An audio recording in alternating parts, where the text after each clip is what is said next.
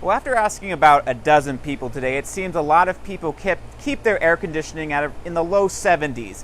But an HVAC professional told me you want to keep it at 75 and above, and that's the way to save money. There's nothing like a splash of cold water on a hot summer day.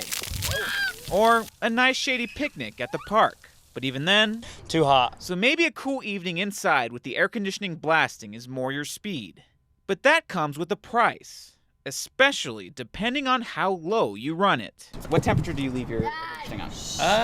When we're not home, around 74. Right now, it's around 72. But what does an expert have to say? These units aren't necessarily built to live at 72 or 70 degrees. Chad Smuin is the director of HVAC at Mountain Home Services. He says 75 degrees is the design temperature for HVAC units, and it'll save you money too. We advise 75 degrees. Anything below that, you start paying 10% more for electricity per degree that you choose to go to. There's also the classic debate of leaving it on all the time versus turning it off when you leave. Most of the people we talked to agreed on this one, mainly to take care of their family.